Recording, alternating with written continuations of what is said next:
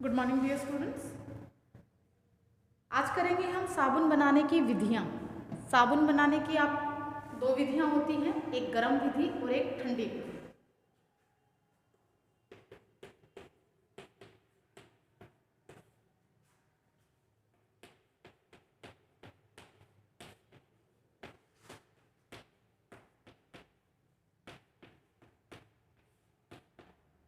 साबुन बनाने की विधियाँ हैं,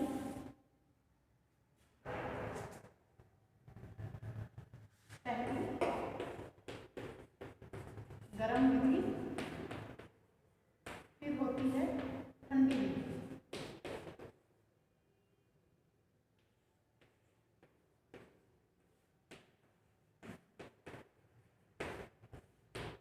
गर्म और ठंडी विधि। ठंडी विधि से तैयार साबुन गर्म विधि से तैयार साबुन की अपेक्षा कुछ नरम होता है। जो ठंडी विधि से साबुन बनाते हैं वो गर्म विधि से बने हुए साबुन की अपेक्षा ज़्यादा सॉफ्ट होता है। इसे तैयार करने में कम समय, कम श्रम और कम मेहनत लगती है। गृहिणियाँ उपरोक्त दोनों विधियों के द्वारा साबुन का निर्माण करती हैं वह, और इनको साबुन बनाने के लिए परंतु अधिकांशतः गर्म विधि को ही साबुन निर्माण करने में प्रयुक्त किया जाता है। साबुन निर्माण में मुख्यतः दो चरण होते हैं। ये तो दो विधियां हैं, गर्म विधि और ठंडी विधि। ठंडी विधि से बनाया हुआ साबुन ज़्यादा नरम और सॉफ्ट होता है, परंतु जो गृहिणियाँ होती हैं मोस्टली गर्म विधि के द्वारा साबुन का निर्माण करती हैं। बस साबुन निर्माण में मुख्यतः दो चरण होते हैं। इसके अंदर दो चरण होते हैं। पहला चरण होता है साबुनीकरण।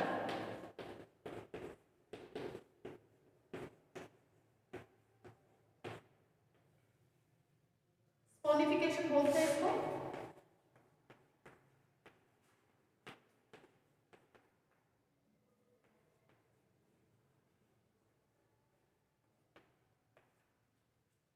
सोनिफिकेशन। दूसरा है नमक द्वारा साबुन को अलग करना। नमक द्वारा साबुन को अलग करना।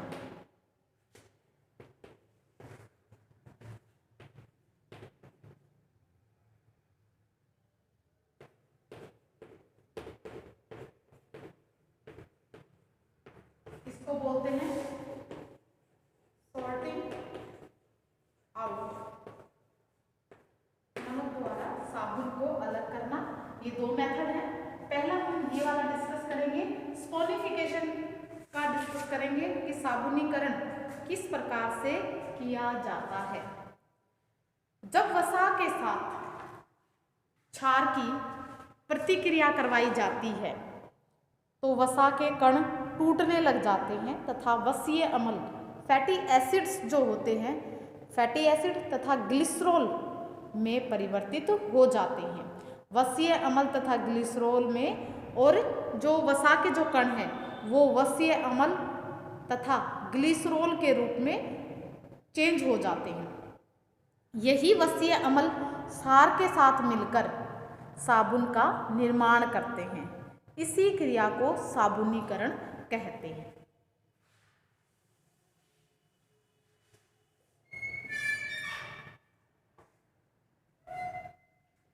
इसमें आपको बताया कि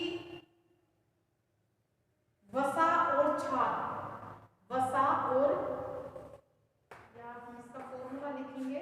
इसका फॉर्मूला क्या है? जब वसा के साथ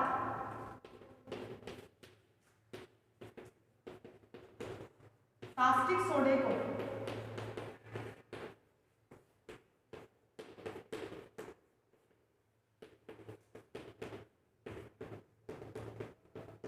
मिलाया, वसा के साथ कास्टिक सोडे को मिलाया जाता है तो निम्न प्रक्रिया होती है,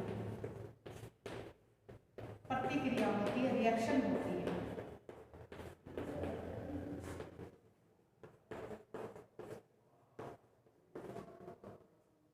कौन सी प्रतिक्रिया होती है? C3H5, ये C17H35 CO3 प्लस 3NaOH, ये हो गया साबुनीकरण।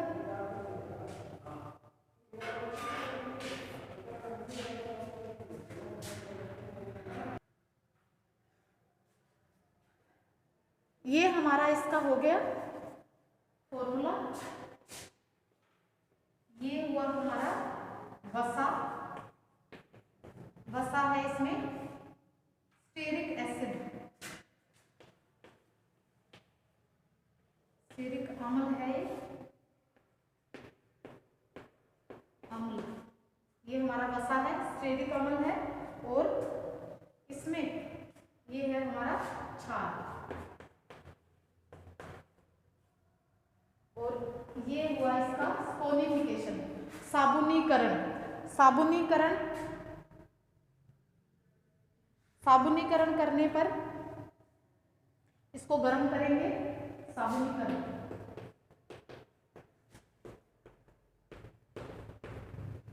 अगर स्पोनिफिकेशन का आ जाता है तुम्हारा, ये मोस्ट इंपॉर्टेंट है, बहुत बार पूछ लिया जाता है एग्जाम में साबुन का, साबुनीकरण। अब इसको गर्म करने पर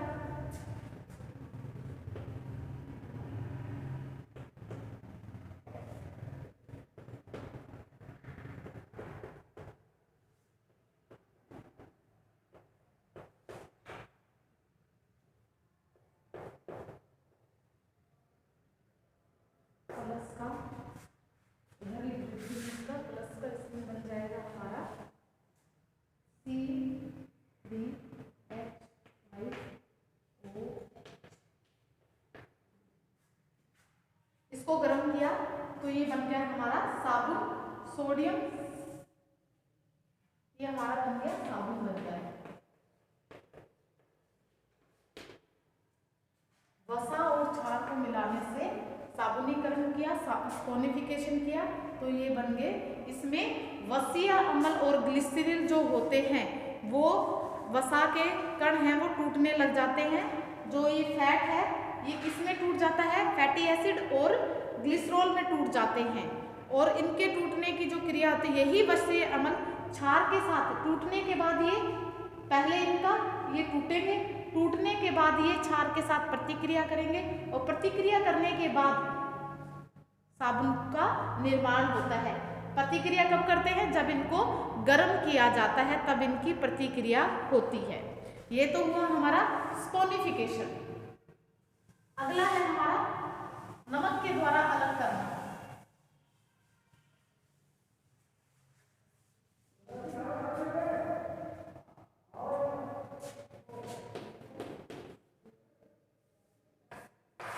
दूसरा है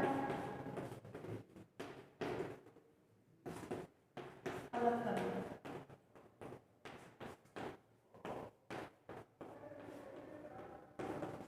नमक के द्वारा अलग करना है। इसमें साबुन की क्रिया जब पूर्ण रूप से संपन्न हो जाती है तो इस मिश्रण में नमक का घोल मिलाया जाता है। दो चरण होते हैं, आपको बताया दो चरण। सबसे पहला जो चरण है उसमें स्पोनिफिकेशन किया जाता है, साबुनीकरण यानी साबुन प्राप्त किया। फिर उसको कैसे अलग करते हैं? नमक के द्वारा अलग किया जाता है। जब साबुनीकरण की क्रिया जब संपन्न पूर्ण हो जाती है तो इस मिश्रण में नमक का घोल मिला दिया जाता है। और नमक का घोल मिलाने से जिससे साबुन क्षार एवं वसा के घोल पृथक हो जाते हैं। साबुन, क्षार एवं वसा के घोल से अलग हो जाता है। जब हम नमक के द्वारा उसको अलग करते हैं, किस प्रकार से अलग किया जाता है? जब स्पोनिफिकेशन की क्रिया खत्म हो जाती है तब इस मिश्रण में नमक मिला दिया जाता है, और नमक मिलाने से साबुन है वो क्षार और वसा के घोल से अपने आप ही अलग हो जाता है। और ये थी हमारी साबुन का निर्माण करना। तो इस विधि द्वारा जो निर्माण है वो किया जाता है। अब हम इसमें बात करेंगे कि गर्म विधि द्वारा साबुन को किस प्रकार से बनाया जाता है। गर्म विधि द्वारा जो साबुन का निर्माण है वो बड़े पैमाने पर किया जाता है। इस विधि से साबुन का निर्माण कई प्रकार से किया जाता है। वसा तथा जो तेल या क्षार होता है उसको साफ एवं स्वच्छ करके उनका शुद्धिकरण कर लिया जाता है। वसा या तेल, वसा लेंगे या तेल लेंगे, एक चीज़ लेंगे, तथा जो क्षार लेंगे यानी कास्टिक सोडा भी हो सकता है या कास्टिक पोटास भी हो सकता है, उनको साफ कर लेते हैं, पहले उनका शुद्धिकरण करते हैं। वसा को किसी बड़े बर्तन में डालकर उसको पिघलाया जाता है।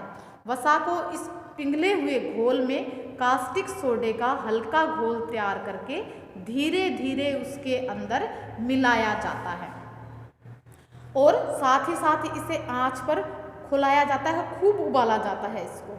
और उबलने से साबुनीकरण की क्रिया में वृद्धि हो जाती है, यानी जो हमने स्पोनिफिकेशन पीछे बताया था वो यहीं पर आके स्टार्ट होता है। अब हम जो बात कर रहे हैं वो गर्म विधि की कर रहे हैं। इन दोनों विधियों में ही ये जो चरण आपको बताए हैं ये होते हैं। अब इस मिश्रण में और अधिक कास्टिक सोडा मिलाया जाता है तथा इसे 2-3 दिन तक खूब उबाला जाता है। इसे वसा की स्पोनिफिकेशन की क्रिया कहते हैं, साबुनीकरण की क्रिया इसको कहा जाता है। साथ ही थोड़ी थोड़ी देर के अंतराल पर 2-3 मिनट के बाद कास्टिक सोडा भी इसके अंदर थोड़ा थोड़ा मिलाते जाते हैं। इस मिश्रण में साबुन, ग्लिसरॉल, कास्टिक सोडा एवं अन्य अशुद्धियां मौजूद होती हैं। इसी मिश्रण में नमक का घोल मिलाया जाता है जिससे साबुन अशुद्धियों से अलग हो जाता है। अभी आपको पीछे बताया नमक द्वारा जो अलग करना बताया था वो यही है। इसमें साबुन अलग हो जाता है, अशुद्धियां अलग हो जाती है और ग्लिसरॉल और जो अन्य अशुद्धियां होती हैं वो नमक के द्वारा अलग होकर नीचे तले में बैठ जाती हैं और इन्हें स्पेंट-लाई कहते हैं। जो ये बच जाता है जो अशुद्धियां, इनको स्पेंट-लाई कहते हैं। अशुद्धियों को एक पाइप के द्वारा निकाल दिया जाता है, अलग कर दिया जाता है तथा ग्लिसरॉल को डिस्टिलेशन प्रोसेस से अलग कर लिया जाता है। डिस्टिलेशन होता है कि हम उसमें इवेपोरेशन, भाप बनाते हैं। डिस्टिलेशन में क्या करते हैं कि उसके अंदर उसको उबालते हैं और उसको बिल्कुल बंद कर देते हैं, एक छोटी सी जगह रखते हैं कि ताकि वहाँ से वो भाप बनकर दूसरा चैम्बर, कोई भी बीकर वगैरह होता है उसको उसके अंदर ओपन कर देते हैं नली के द्वारा और उसमें आकर वो बूंद बूंद बूंद बूंद वो भाप है वो इकट्ठी होती जाएगी और लिक्विड का रूप ले लेती है और वहाँ पर वो इकट्ठी हो जाती है। तो ये होता है डिस्टिलेशन प्रोसेस। इसमें केवल साबुन की परत रह जाती है। ग्लिसरीन उसमें चला गया, ग्लिसरॉल जो होता है उसके अंदर चला जाता है दूसरे उसमें डिस्टिलेशन प्रोसेस के द्वारा, और जो इसके अंदर रह जाता है वो साबुन रह जाती है क्योंकि हमने पीछे अशुद्धियाँ दूर कर दी है नमक को डालकर। अब यहाँ डिस्टिलेशन प्रोसेस के द्वारा हमने ग्लिसरॉल को भी अलग कर दिया तो बच गया क्या, साबुन बच गई। इस साबुन की परत को पानी में घोलकर उबाला जाता है जिससे एक गाढ़ा पेस्ट तैयार हो जाता है। इसी पेस्ट में पुनः थोड़ी थोड़ी के अंतराल पर कास्टिक सोडा मिलाया जाता है। हल्का हल्का मिलाते, ज़्यादा नहीं, पर थोड़े थोड़े समय के बाद 2 या 3 मिनट के बाद उसको बार बार मिलाते रहते हैं ताकि जो वसा शेष रह जाती है उसका भी स्पोनिफिकेशन हो जाए, साबुनीकरण हो जाए। साबुन के इस मिश्रण में पुनः नमक का घोल मिलाया जाता है ताकि साबुन के अंदर और भी कोई थोड़ी बहुत अशुद्धियाँ रह गई है वो बिल्कुल निकल जाए। साबुन के इस परत को हटाकर पुनः इसे उबाला जाता है। कुछ समय के लिए इसे ठंडा करने के लिए छोड़ दिया जाता है जिससे साबुन के 4 परत बन जाते हैं। और ये 4 परत क्या होती है, 4 परतें होती है। पहली जो परत होती है, पहली परत होती है इसमें यह केवल वेट, फेन एवं झाग होते हैं, इसमें केवल झाग होते हैं, पहली जो परत होती है। दूसरी परत है, तीसरी परत और चौथी परत। यह जो दूसरी परत होती है ये साबुन की परत होती है। तीसरी जो परत होती है साबुन की होती है, इसका रंग काला होता है। साबुन की परत होती है लेकिन इसका कलर काला होता है, रंग काला होता है। पहला झाग होता है, दूसरा साबुन होता है, तीसरा साबुन के साथ साथ साबुन जो होता है वो काला होता है इसके अंदर।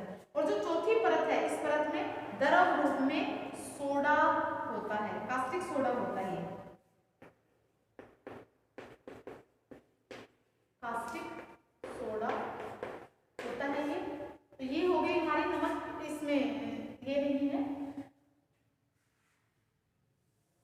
गर्म विधि के द्वारा जब हमने साबुन बनाया तो उसमें 4 परतें होती। पहली परत झाग की होती, दूसरी जो परत होती है साबुन की, तीसरी जो परत होती है साबुन की होती लेकिन वो काली होती है, चौथी जो परत होती है वो कास्टिक सोडे की होती है। और दूसरी परत के शुद्ध साबुन को पाइप से अलग कर लिया जाता है, यानी ये जो साबुन है वो क्या है, शुद्ध है, और इसको पाइप के द्वारा अलग कर लिया जाता है। इसमें आवश्यकता अनुसार और इच्छा अनुसार रंग एवं सुगंध मिला दी जाती है, फ्रेगनेंस वगैरह है, और इसमें कलर इस यहाँ पर मिला दी जाती है जितनी उनकी रिक्वायरमेंट होती है उनके अनुसार।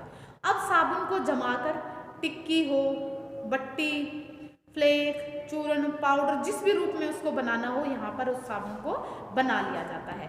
ठंडी विधि से जो साबुन तैयार करते हैं वो थोड़ा सा कठोर होता है और धुलाई प्रक्रिया के लिए उपयुक्त होता है।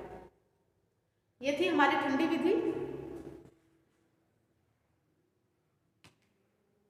सॉरी गर्म विधि थी हमारी। गर्म विधि के द्वारा हमने किया जो हमने बताया अभी। ठंडी विधि का जो साबुन है वो कठोर होता है लेकिन कपड़े धोने के लिए उपयुक्त माना जाता है। अब जो ठंडी विधि है, ठंडी विधि द्वारा साबुन का निर्माण करना अत्यंत सरल और सहज होता है, आसान होता है इसके द्वारा साबुन का निर्माण करना। यह विधि गृहिणी द्वारा अपने घरों में आसानी से वो साबुन का निर्माण कर लेती हैं इस विधि के द्वारा। इसे बनाने में समय और कम समय लगता है और कम मेहनत लगती है और खर्चा भी कम होता है। इस विधि में वसा या तेल में कास्टिक सोडे को मिलाया जाता है। वसा एवं क्षार को मिलाने से रिएक्शन होती है, गर्म नहीं किया जाता, जिसके परिणाम क्या होता है, इसमें से ऊष्मा या ताप निकलता है। जब उसकी रिएक्शन होती है तब ताप निकलता रहता है। यही ऊष्मा साबुन बनाने के लिए प्रयोग में लाई जाती है, हीट निकलती है उसमें से और यही ऊष्मा उसमें काम कर लेते हैं। इस प्रकार स्पोनिफिकेशन की क्रिया होने लग जाती है और साबुन का निर्माण हो जाता है। अपने आप ही उसके अंदर हम दोनों को उनको मिलाते हैं तो अपने आप ही स्पोनिफिकेशन की प्रक्रिया प्रारंभ हो जाती है। ठंडी विधि द्वारा साबुन बनाने के लिए नारियल का तेल, नारियल, महुआ, महुआ का तेल, इनका उपयोग किया जाता है। या तो नारियल का तेल का प्रयोग करते हैं या महुआ के तेल का प्रयोग करते हैं। इनकी सामग्री को निम्न मात्रा में लिया जाता है। जैसे आपको बता देती हूँ नारियल के तेल में क्या सामग्री लेंगे और महुआ के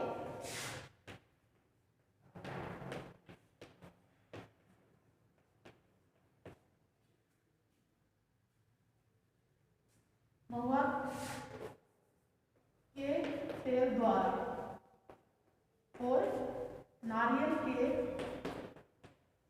तेल द्वारा, इन दोनों से तैयार करते हैं।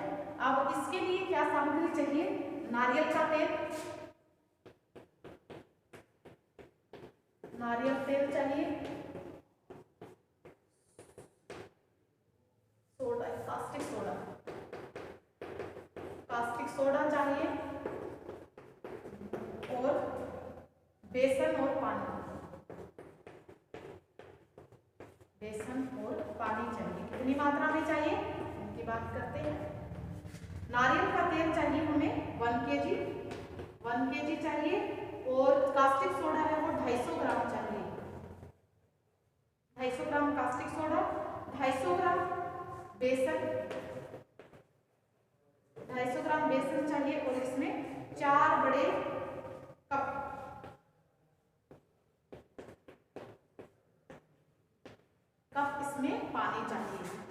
नारियल के तेल द्वारा जब हम साबुन बनाते हैं तो उसमें नारियल तेल 1 kg, कास्टिक सोडा 250 ग्राम, बेसन 250 ग्राम और पानी 4 बड़े कप की आवश्यकता होती है। महुए के तेल में हमें चाहिए महुए का तेल,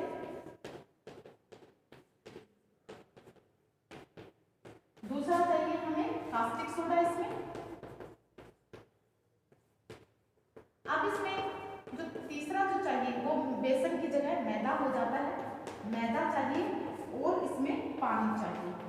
सेम वही क्वांटिटी रहेगी इसके अंदर भी।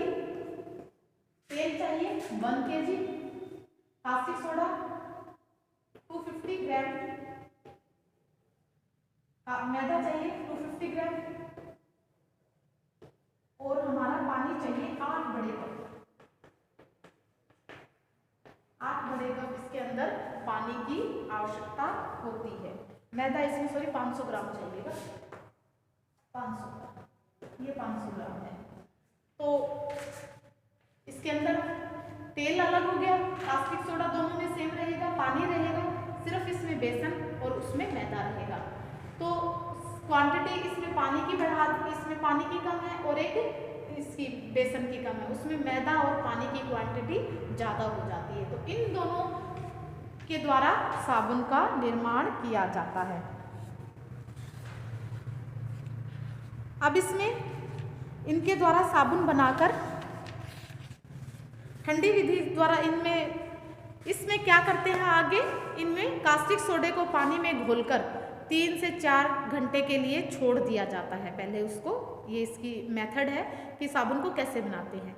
एक बड़े बर्तन में तेल एवं मैदा को अच्छी तरह से फेंटकर एक सार मिश्रण बना लिया जाता है, बिल्कुल एक जैसा। तेल और मैदा को, जो भी तेल है, चाहे महुआ है चाहे वो ये वाला है नारियल वाला है, इन दोनों को अच्छे से मिला लेते हैं।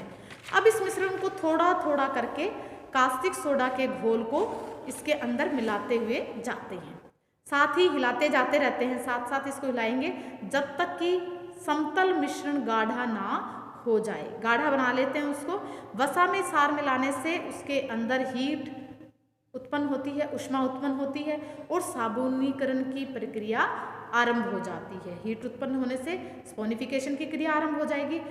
इसका परिणाम होगा कि साबुन तैयार हो जाएगी, साबुन तैयार हो जाती है। इस गाढ़े मिश्रण को साँचे में डालकर साबुन को जमा लिया जाता है। बाद में चाकू या दृढ़ धागे से वांछित आकार में इनको काट लिया जाता है, जैसी भी शेप वगैरह चाहिए। ठंडी विधि से निर्मित साबुन में क्लीनिंग के जो गुण होते हैं, क्लीनिंग की जो प्रॉपर्टी होती है वो अधिक रहती है। साबुन नरम एवं